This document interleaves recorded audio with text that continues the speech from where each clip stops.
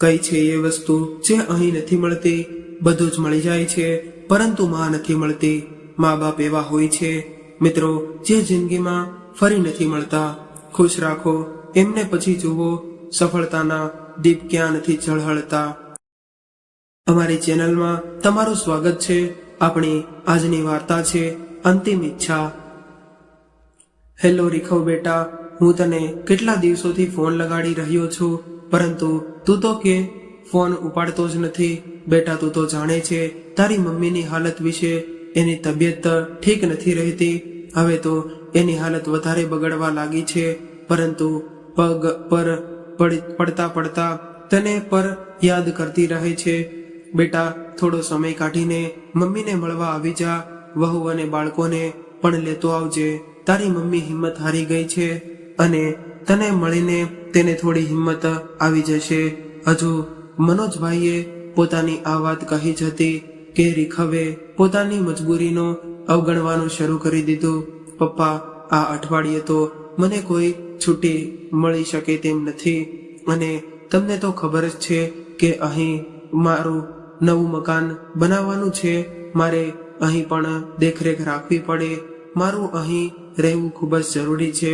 અત્યારે આવવું થોડું મુશ્કેલ થશે. તમે મમ્મીની દેખભાળ માટે થઈને એક બેન રાખી લ્યો. દીકરાનો સ્પષ્ટ જવાબ સાંભળીને મનોજભાઈના ચહેરા પર ચિંતાની રેખાઓ અને નિરાશાના ભાવ ઉભરાઈ ગયા, અને એમની આંખો આંસુઓથી ભરાઈ આવી અને વિચારવા લાગ્યા કે કામવાળા બેન તો હું રાખી શકું છું. મારી પાસે રૂપિયાની કઈ કમી તો છે નહીં, પરંતુ આજકાલના છોકરાઓને કોણ સમજાવે કે તેમના મા બાપને કોઈ પારકાથી વધારે પોતાનાની જરૂરત હોય છે.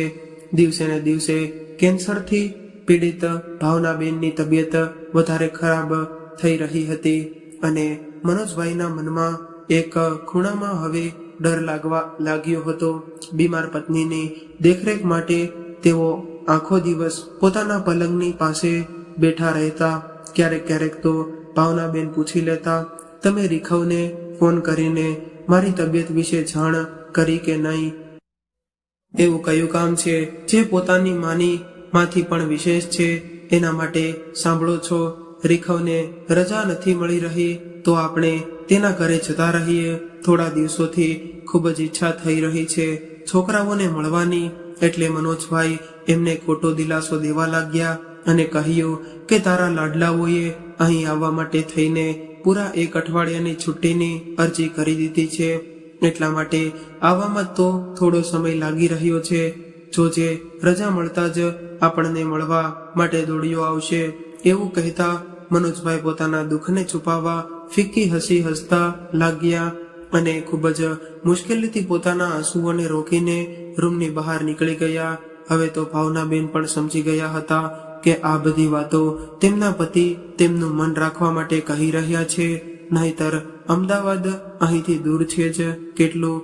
આવા દુઃખના સમયમાં આ ઉપેક્ષિત વૃદ્ધ દંપતી પાસે એવું કોઈ પોતાનું હતું નહીં જેની સાથે પોતાનું દુઃખ હળવું કરી શકે. તે બંને એકબીજાને જ દિલાસો આપીને અહીં જતા. ઘણી વખત મનોજભાઈ પોતાની પત્નીને કહેતા, ભાવના, કદાચ આપણા જ નસીબ ખરાબ છે કે આપણને પોતાના દીકરા અને વહુ તેમના બાળકો સાથે રહેવાનું સુખ પણ નસીબ નથી, અને છોકરાઓને પોતાના ખોળામાં રમાડવા અને તેમને લાડ લડાવવાની ઈચ્છા જ રહી ગઈ. આ વાત સાંભળીને ભાવનાબેન પોતાના પતિને ભાવનાત્મક આશ્વાસન આપતા હતા, અને તો તે તમારું દિમાગ બેકાર વાતોમાં લગાડી રાખો છો. દીકરાઓની પોતાની પણ જિંદગી છે. તે પોતાના પગભર ઊભો છે, ખુશ છે. આનાથી વધારે આપણને બીજું શું જોઈએ? તેમની ખુશીઓમાં જ આપણી ખુશીઓ હોવી જોઈએ. પરંતુ છતાં ભાવના, દીકરાની કોઈ ફરજ નથી. એટલે ભાવનાબેન કહેતા, જેના ભાગ્યમાં જેટલું લખ્યું હોય છે તેટલું જ તેને મળે છે.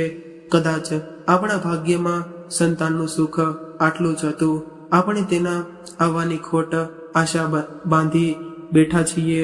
એની દુનિયામાં હવે તેની પોતાની પત્ની, બાળકો અને શહેરમાં ભણેલા ગણેલા લોકો છે. હવે તેની દુનિયામાં આપણી કોઈ જગ્યા નથી. આવી રીતે જ તે બંને એકબીજાને આશ્વાસન આપતા અને એકબીજાના દુઃખને હળવું કરતા એનો પ્રયાસ કરતા રહેતા. ઘરનું કામકાજ સંભાળવા માટે પણ મનોજભાઈએ એક નોકર રાખેલો હતો. નોકર રાખવાથી તેમને એ વાતની ખાતરી રહેતી કે ચલો કોઈ તો આ અવસ્થામાં તેમની સાથે છે જે તેમના મુશ્કેલ સમયમાં તેમને સંભાળી લેશે. થોડા દિવસો આમ જ વીતી ગયા, પરંતુ ભાવનાબેનની બીમારી વધતી જતી હતી. હવે તો દવાઓ પણ તેમની બીમારી માટે હિંમત હારવા લાગી હતી. પરંતુ તેમનો એકનો એક દીકરો તેમના હાલચાલ પૂછવા પણ આવ્યો ન હતો. પોતાની પત્નીની ચિંતામાં ડૂબેલા મનોજભાઈએ ભૂખ અને ખૂબ જ ભારી મનથી ઈચ્છા ન હોવા છતાં પણ પોતાના દીકરાને ફરીવાર ફોન કર્યો. રૂંધાયેલા અવાજમાં એવો બોલ્યા, બેટા, તારી મમ્મીની હાલત હવે વધારે બગડવા લાગી છે. હવે પણ ડોક્ટરને દેખાડી દીધું, પણ ડોક્ટરે કહ્યું કે તારી મમ્મીને કોઈ મોટી હોસ્પિટલમાં લઈ જવાની આવશ્યકતા છે. તેમણે અમદાવાદની કેન્સર સ્પેશિયાલિસ્ટ હોસ્પિટલમાં લઈ જવાની સલાહ આપી છે. હવે તેની આ હાલત મારાથી જોઈ નથી શકાતી. તું જલ્દીથી આવીને અમને લઈ જા. તારી મમ્મીને જલ્દીથી જલ્દી સારા ઈલાજની જરૂરત છે. એટલે દીકરાએ જવાબ દીધો, પપ્પા, હું કોઈ કામથી મુંબઈ આવ્યો છું. તમે મમ્મીને એમ્બ્યુલન્સમાં અમદાવાદની કેન્સર હોસ્પિટલમાં લઈને આવી જાઓ. મને હજી 2 દિવસ લાગશે પાછા અમદાવાદ આવવામાં. દીકરાના કહ્યા અનુસાર મનોજભાઈ ભાવનાબેનને એમ્બ્યુલન્સમાં અમદાવાદ લઈને આવી ગયા અને હોસ્પિટલમાં એમને એડમિટ કરાવી દીધા. ડોક્ટરે તરત જ ઈલાજ શરૂ કરી દીધો, પરંતુ ઈલાજની કોઈ પણ અસર થતી નજર નહોતી આવી રહી. વીતતા દરેક પળની સાથે ભાવનાબેનની બચવાની આશા પણ ઓછી થઈ ગઈ હતી. પરંતુ છતાં પણ મનોજભાઈને એ વાતની ખાતરી હતી કે પોતાના દીકરા, વહુ અને તેમના છોકરાઓની એક ઝલક જોવા તરસતી ભાવનાની આ ઈચ્છા તો કમસે કમ પૂરી થઈ જશે. પરંતુ મનોજભાઈનો આ વિચાર ફક્ત એક ભ્રમ માત્ર રહી ગયો હતો.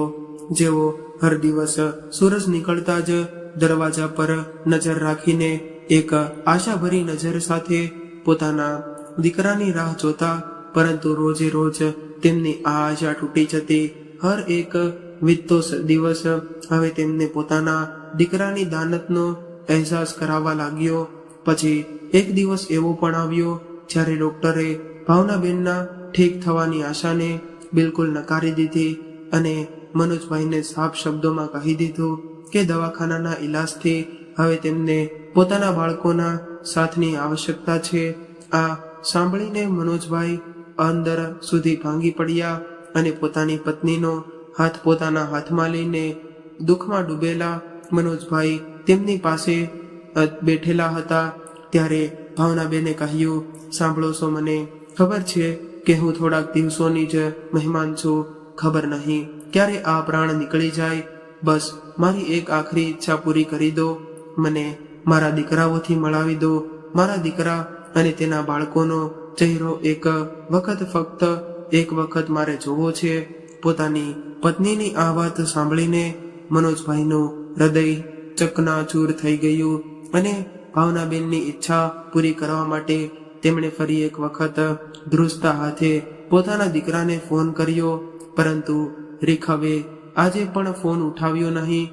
પોતાની જાતને જેમ તેમ સંભાળીને તેમણે પોતાની પત્નીને દીકરાના ઘરે લઈ જવાનો નિર્ણય લીધો અને પોતાની બીમાર પત્નીને એમ્બ્યુલન્સમાં આસિસ્ટન્ટ ડોક્ટરોની દેખરેખમાં લઈને જતા મનોજભાઈ રહીને વિચારવા લાગ્યા કે અમે બંને જ તો એકબીજાના સુખ દુઃખના આધાર છીએ. હવે જો ભાવનાને કંઈક થઈ ગયું તો આ દુનિયામાં રહેવું મારા માટે કોઈ સજાથી ઓછું નહીં હોય એવું વિચારતા તેમણે પોતાની પત્ની તરફ જોયું. પરંતુ આ શું? ભાવનાબેનના શરીરમાં કોઈ હલનચલન હતી નહીં. આ જોઈને તેમનો મનોજભાઈ ના કપાળે પરસેવો જવા લાગ્યો. ઘોષિત કરી દીધા. પોતાના દીકરા અને વહુ તેના બાળકોને મળવાની અધૂરી ઈચ્છા લઈને ભાવનાબેનની આંખો સદાય માટે બંધ થઈ ગઈ. અહીં મનોજભાઈ આઘાતને કારણે પથ્થર બની ગયા હતા. ભાવનાબેનના મૃત્યુએ તો જાણે તેમનો પણ જીવ નીકાળી લીધો હતો. પોતાની પત્નીના મૃત્યુ શરીરને જોઈને આંસુ વહેડાવતા સિવાય તેમની પાસે બીજો કોઈ રસ્તો હતો નહીં. તેઓ એમ્બ્યુલન્સમાં પોતાના દીકરાના ફ્લેટની બહાર સુધી પહોંચી ગયા હતા. પરંતુ જ્યારે દીકરાને મળવાની ચાહત રાખવા વાળી ભાવના જ નથી રહી તો દીકરાના ઘરે જવાનો શું મતલબ, એમ વિચારીને એ જ એમ્બ્યુલન્સમાં પોતાની મૃત પત્નીને લઈને પાછા ગામડે તરફ જતા રહ્યા. મન પર પથ્થર રાખીને મનોજભાઈએ દીકરાને ફોન કરીને તેને આ દુઃખભર્યા સમાચાર સંભળાવી દીધા. 2 દિવસ વીતી ગયા હતા પરંતુ દીકરો હજુ સુધી ઘરે પહોંચ્યો જ ન હતો. રાહ જોતા જોતા જ્યારે દીકરાના આવવાની આશા તૂટવા લાગી તો મજબૂર થયેલા દીકરાની અનુપસ્થિતિમાં ભાવનાબેનના અંતિમ સંસ્કાર પણ કરી નાખવામાં આવ્યા. પોતાના ઘરના ફળિયામાં બેઠેલા મનોજભાઈ વારંવાર એ જ વિચારીને દુઃખી થઈ રહ્યા હતા કે ભાવના વગર હવે તેઓ આગળની જિંદગી કઈ રીતે ગુજારશે. આજે એકલતા તેમને ખાવા દોડી રહી હતી. વિચારવા લાગ્યા કે ભાવના હતી તો કમસે કમ કોઈ પોતાનું હોવાની અનુભૂતિ તો હતી. દીકરાના હોવા છતાં પણ તેઓ નિરાધાર જ હતા. તેમના મનમાં વારંવાર આ પ્રશ્ન રહીને ઉઠી રહ્યો હતો કે જો ગળપણના આ પીડાનું નામ છે તો આ શું કામે આવે છે? શું કામે બાળકો આ ઉંમરમાં પોતાના મા બાપથી આટલી દૂરી બનાવી લે છે કે તેમને તડપતા માટે અને વૃદ્ધાવસ્થાના કષ્ટ ભોગવવા માટે મૂકી દે છે.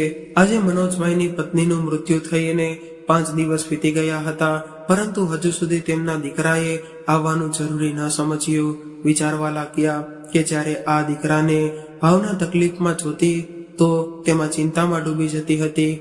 પરંતુ પોતાના માતા પિતાને આટલા કષ્ટ આપ્યા પછી પણ તેમના દીકરામાં રત્તીભર પણ પછતાવાની લાગણી હતી નહીં. મોટા થઈને પોતાના જ બાળકો આટલા સ્વાર્થી અને પથ્થરદિલ કઈ રીતે થઈ જાય છે? મનોજભાઈની આંખો રોઈને લાલ થઈ ગઈ હતી. પોતાની પત્નીની અસમયે મૃત્યુ આમાંનો એમના આંખોના પાણીને સમાપ્ત કરવા લાગી હતી. હવે તો એવું લાગી રહ્યું હતું કે જાણે આ આંખોમાંથી લોહી વહેવા લાગશે. ભાવનાએ તો પોતાના દીકરાને જરાક પણ દુઃખ કે તકલીફનો અનુભવ પણ થવા દીધો નહોતો.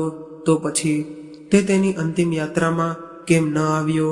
જેની એક માંગ પર ભાવના જાતના પકવાન બનાવી દેતી હતી. તેની જરાક આમથી તકલીફ માટે તેને આસપાસના વૈદ્ય હકીમોને ભેગા કરી લેતી હતી.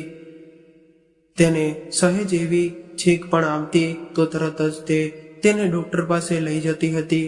જ્યાં સુધી પૂરી રીતે ઠીક ન થઈ જતો તેને ચેન પડતો ન હતો અને દીકરાની ઈચ્છાને જીભ પર આવતાની સાથે જ પૂરી કરી દેતી હતી. તેણે તો પોતાની મમતામાં ક્યારેય ઉણપ આવવા દીધી ન હતી. એ જ દીકરો તેના બીમાર થવા પર શું અંતિમ વિદાય પણ આવવા માટે પણ સમય ન કાઢી શક્યો. મનોજભાઈ વિચારવા લાગ્યા કે જ્યારે 2 વર્ષ પહેલા રીખવ ગામડે આવ્યો હતો તો મનોજભાઈ અને ભાવનાબેનને તેની સાથે જવાની વાત કરી હતી. તેમની મોડર્ન વહુનો ચહેરો તો પોતાના સાસુ સસરાને સાથે રાખવાની વાત સાંભળતા જ ઉતરી ગયો હતો. ખબર નહીં બંને જણાએ એકાંતમાં શું વાત કરી લીધી કે બીજા દિવસે જ્યારે તેમની સાથે જવાનો સમય આવ્યો તો રીખવે તાલમ ટોલ કરતા કહ્યું, પપ્પા, અહીંથી આપણી બધી જમીન તો ખરાબ થઈ જશે. અહીંની ખેતીવાડી સંભાળવી પણ જરૂરી છે. એટલા માટે તમે બંને અહીં જ રહો. દીકરાની હામાં હા મેળવતા વહુ પણ બોલી, આ બરાબર કહી રહ્યા છે પપ્પા. આ ગળપણમાં અમદાવાદ શહેરનું પ્રદૂષણ ભર્યું વાતાવરણ તમારા સ્વાસ્થ્ય માટે પણ સારું નથી. ગામડાનું સાફ અને સ્વચ્છ વાતાવરણ જ તમારા બંનેના સ્વાસ્થ્ય માટે ઉચિત રહેશે. અને પછી અમે લોકો તો તમને મળવા આવતા જ રહીશું ને. મનોજભાઈએ તો એ જ દિવસે દીકરા અને વહુનું મન ભાંખી લીધું હતું. એમને મનમાં ને મનમાં અહેસાસ થઈ રહ્યો હતો કે હવે પોતાના દીકરાની આશા રાખવી જ બેકાર છે. પરંતુ એ સમયે તો તેમની પાસે પોતાની પત્નીનો આધાર હતો જે એને દરેક મુસીબતમાં આશ્વાસન આપતી હતી. હવે એ આધાર પણ ભગવાને તેમની પાસેથી છીનવી લીધો હતો. ભૂતકાળમાં ડોક્યું કરતા મનોજભાઈને વીતેલા સમયની યાદો અતિશત પીડાની અનુભૂતિ કરવા લાગી અને આંખોમાંથી પડતા આંસુઓને તેમના શર્ટના ઉપરના ભાગને ભીનો કરી દીધો હતો. વિચારવા લાગ્યા કે 5 દિવસ પહેલા જ માના મૃત્યુના સમાચાર મોકલી દીધા હતા, પણ દીકરા અને વહુનો કોઈ પણ અતોપતો નથી.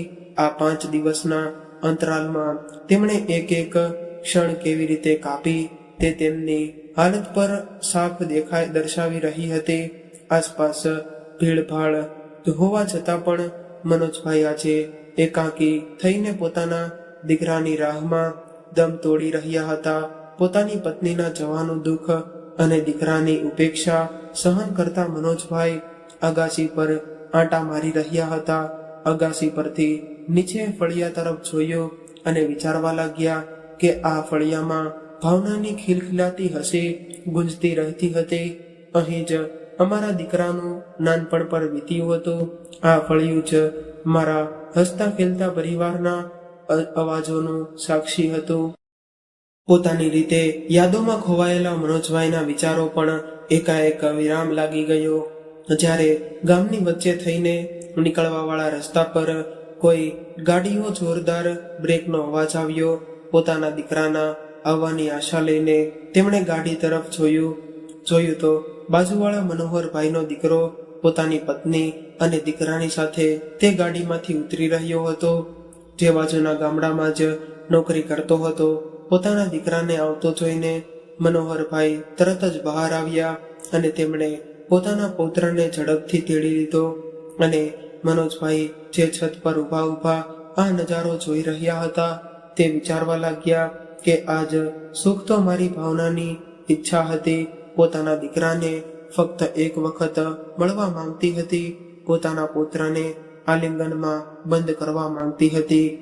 ફક્ત આટલું સુખ પણ અમારો દીકરો લઈ ના શક્યો.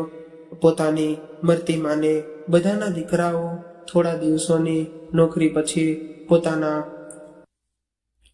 માતા પિતાને મળવા આવે છે, એમ અમે જ અભાગા છીએ, જેમાં દીકરાએ તેમને આ હાલતમાં પણ એકલા મૂકી દીધા. દુઃખના અથાગ સાગરમાં ડૂબેલા મનોજભાઈ થોડીવારમાં છત પરથી નીચે ઉતરી આવ્યા અને જોયું તો મનોહરભાઈનો દીકરો ભાવના માટે અફસોસ પ્રગટ કરવા લાગ્યો હતો. હવે તો મનોજભાઈને પોતાના દીકરાના ઉછેર પર તૃણા થવા લાગી હતી. બહાર નીકળીને પોતાના દીકરાના આવવાની આજથી એક વખત ફરીવાર રસ્તા પર નજર કરી તો જોયું કે દૂર દૂર સુધી નીરવ શાંતિ પ્રસરેલી હતી. અને ફરી વખત ધ્રુજતા પગે તેઓ અંદર આવી ગયા અને પોતાની માના 12માના દિવસે જ્યારે રીખવ પોતાની પત્ની અને બાળકોની સાથે ગામડે પહોંચ્યો તો ગામમાં ચારે તરફ આશ્ચર્યચકિત કરવા વાળી નીરવ શાંતિ પ્રસરેલી હતી. ગામડાની ગલીઓ અને ચોક પર જ્યાં હરભળ માણસોની ચહેર પહેર લાગતી રહેતી હતી આજે સુમસાન પડેલી હતી. ક્યાંક બાળકો પણ રમતા નજરે નહોતા આવી રહ્યા. જ્યાં ત્યાં એમ બે ગામડાના માણસો નજર પણ આવ્યા તો જોયું કે તેમની નજરો તેને એવી રીતે જોઈ રહી હતી કે જાણે તે કોઈ અપરાધી હોય, જેણે ખૂબ જ મોટો અપરાધ કર્યો હોય. જેવા તે લોકો ઘરે પહોંચ્યા તો જોયું તો ઘરના આંગણામાં લોકોની ભીડ જમા થયેલી હતી. આગળ વધ્યો તો બધા જ ગામડાવાળાની હેરાની ભરેલી નજરો તેને અપરાધ બોધ કરાવી રહી હતી. અંદર આવીને જોયું તો આંગણામાં તેના પિતાજીને જમીન પર સુવડાવવામાં આવ્યા હતા અને તેના પર સફેદ કપડું ઓઢાડેલું હતું. તેના પહેલા તે કંઈ બોલે તેના પિતાના એક મિત્રએ તેના હાથમાં એક ચિઠ્ઠી આપી દીધી અને બોલ્યા, બેટા, આ તારા પિતાજીએ તારા માટે લખીને ગયા હતા. ચિઠ્ઠી આપતા તેમની નજરો રીતવે અંદર સુધી જનહોળી રહી હતી. જેના પિતાએ તેના માટે ચિઠ્ઠીમાં શું લખ્યું છે એ જાણવા માટે તેણે જેવી ચિઠ્ઠી ખોલી તો તેમાં સૌથી ઉપર લખેલું હતું, મારા વહાલા દીકરા, સદા ખુશ રહેજો. મને નથી ખબર કે તને મળવા માટે હું જીવતો રહીશ કે નહીં, અને આમ પણ જીવતો મારો એ જ દિવસે નીકળી ગયો હતો જે દિવસે હર સુખ દુઃખમાં મારો આધાર એવી મારી તારી માં મને મૂકીને જતી રહી હતી, પરંતુ તું મારો એકનો એક દીકરો, મારો ગડપણનો આશરો હોવા છતાં પણ મારાથી આટલો પારકો કઈ રીતે થઈ ગયો? આ વાત મારી સમજથી બહાર છે. તારી માં જેણે તને આટલા લાડ પ્રેમથી ઉછેરીને મોટો કર્યો, તારી એક ઝલક મેળવવા માટે અંતિમ શ્વાસ સુધી તારી રાહ જોતી રહી, પરંતુ તું આવ્યો જ નહીં. પોતાનું મકાન અને પોતાની નોકરી અને તારી માં કરતાં પણ વધારે જરૂરી લાગી રહ્યું હતું. પોતાની બીમાર માના હાલચાલ પૂછવાનો તો ઘણી દૂર વાત છે, પરંતુ તું તો તેના અંતિમ સંસ્કારમાં પણ પહોંચી ન શક્યો. ખબર નહીં આટલો પથ્થર દિલ તું કેવી રીતે થઈ ગયો. તે કહેવા માટે તો અમને દાદા દાદી બનાવી દીધા, પરંતુ ક્યારેય પણ અમારા પૌત્ર પૌત્રીને ખોળામાં રમાડવાની એક પણ તક ન આપી શક્યો. મને ફરિયાદ તારાથી નહીં, પરંતુ પોતાની જાતથી છે કે શું કામે હું તારી પાસે આશા રાખીને બેઠો. કદાચ અમારા જ ભાગ્યનો વાંક હતો, અથવા તો અમારા દ્વારા આપવામાં આવેલા સંસ્કારોમાં દોષ હતો, જેથી તું અમારા ચહેરાની વધતી જતી કરચલીઓને પણ વાંચી ન શક્યો. અમારા હૃદયમાં ઉભરાતા દુઃખના ભાવને સમજી ન શક્યો. ચિઠ્ઠી વાંચતા વાંચતા રીધવ મનમાં ને મનમાં રોકાઈ ગયો, અને ચિઠ્ઠીમાં અમુક શબ્દો ઝાંખા થઈ ગયા હતા. કદાચ પિતાના આંસુઓને તેને શબ્દ ઝાંખા કરી નાખ્યા હશે. ફરીવાર રૂંધાયેલા ગળે ચિઠ્ઠી વાંચવાનું શરૂ કર્યું.